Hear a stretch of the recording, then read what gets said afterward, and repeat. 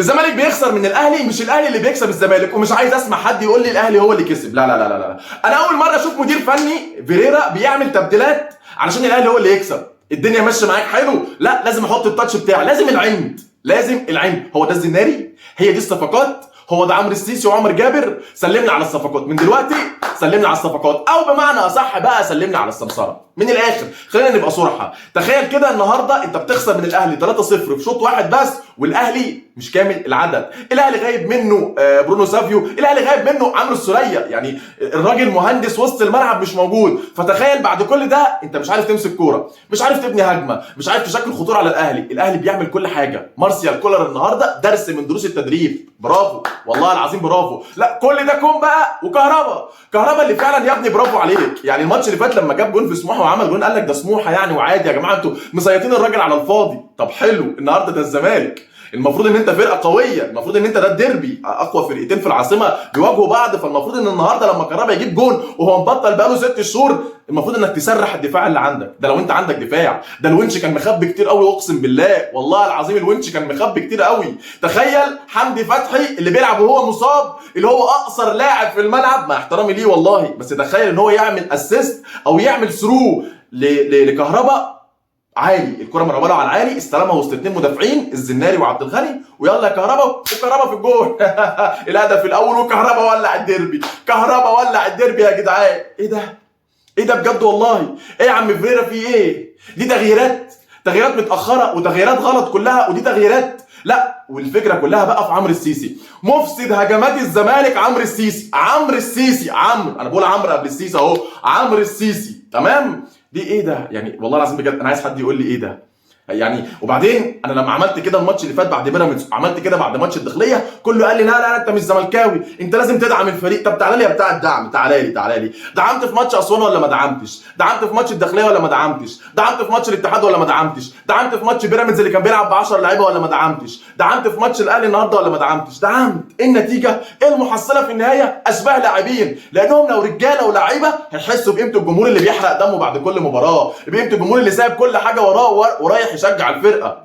النهارده الفرق بقى 8 نقط بين الاهلي والزمالك، وسلمنا على الدوري وسلمنا على الصفقات. الاهلي في المركز الاول فرق 8 نقط عن الزمالك اللي في المركز الرابع. السنه اللي فاتت كنا بنقول حصر عليك يا اللي في بالي، لا طلت اول ولا تاني، ده لا تاني ولا تالت، ده رابع، وربنا يستر من اللي جاي. عارف انت 2005 و2006 والصفقات اللي بفلوس كتيره، وفي النهايه مفيش اي اداء ومفيش اي اهو فيريرا اهو والزمالك اهو. والنهارده انت يعني النهارده مش الاهلي اللي بيكسبك. عارف لو الاهلي اللي كسبك، عارف لو الاهلي هو اللي كسب، هقول لك عادي وارد، لكن انت اللي بتخسر، انت اللي مش مركز، انت اللي ما عندكش لعيبه تشيل اسم تيشيرت نادي الزمالك او تشيل تيشيرت الزمالك. قلت لك ان التيشيرت ده تقيل على لعيبه، قلت لك ان التيشيرت ده تقيل على لعيبه، وفي لعيبه ما تستحقش النهارده ان هي تلبس تيشيرت نادي الزمالك. وهكررها تاني والله العظيم، الزمالك فيه لعيبه ما تستحقش ان هي تعدي من قدام نادي الزمالك. النهارده انت اللي بتخسر، النهارده انت اللي بتقول الاهلي طير بالصداره، النهارده انت اللي بتعمل كل حاجه غلط. ويا سياده المستشار، كهربا شارك في الديربي تمام، كهربا شارك وجاب جول. ورينا بقى الاصغر مؤلف قانون هيعمل ايه يعني، مع احترامي ليك والله، بس قول لي النهارده انت هتعمل ايه؟ كهربا شارك في الكاس وكسب الاهلي، وكهربا شارك في الدوري وكسب الاهلي على حساب الزمالك. فين بقى؟ فين؟ عارفين مشكله الزمالك فين بجد؟ عارفين انتوا مشكله الزمالك فين؟ ان الزمالك هو اللي بيدي فرصه لمنافسينه ان هم يضربوه والله العظيم، او ان هم يخلصوا عليه بلغه الكوره بقى وبلغه المنافسه. لكن في النهايه مبروك للنادي الاهلي، اقسم بالله العظيم مبروك للنادي الاهلي، اقسم بالله العظيم يا بخت جمهور النادي الاهلي بالنادي الاهلي. لان طول ما الزمالك كده مبروك للاهلي بقى الفوز بالبطولات والفوز بالدربيات. ما عندناش لعيبه يا جماعه والله العظيم، يعني احنا ما عندناش لعيبه. انت لو عندك لعيبه، انت خسران ماتش اسوان، متعادل ماتش الداخليه، متعادل ماتش الاتحاد، خسران ماتش بيراميدز ب 10 لعيبه، والنهارده بتخسر من الاهلي في شوط 3-0. اما انا والله العظيم بسال نفسي، اما لو الاهلي كامل العدد كانت ايه؟ لله الامر من قبل ومن بعد. حل الزمالك او انا شايف من وجهه نظري ان مشكله الزمالك هتتلخص في الدعم في صفقات يناير، الدعم في الميركاتو الشتوي الحالي. انت محتاج مدافع، انت ما عندكش مدافعين، اقسم بالله انت ما عندك مدافعين، اقسم بالله الونش كان شايلك كتير قوي قوي قوي. محتاج وينج ليفت، مصطفى شلبي ده ما يلعبش ب 2 جنيه في الزمالك. ومحتاج عشان تبقى فاهمين مهاجم، انت تلعب من غير مهاجم.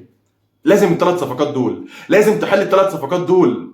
تمام. فتوح وجمعه علامات استفهام كتير قوي قوي قوي قوي على اللي حصل لفتوح وجمعه، علامات استفهام كتير قوي قوي قوي بجد على اللي حصل لفتوح وجمعه. انا خلصت كلامي. في النهايه مبروك للنادي الاهلي، يستحق الفوز، فرقه عارفه قيمه الجمهور بتاعها. ومش هقول هارد لك للاعيبه الزمالك، هارد لك لجمهور الزمالك، لان لعيبه الزمالك ما تسالش هارد لك. بس كده، سلام عليكم.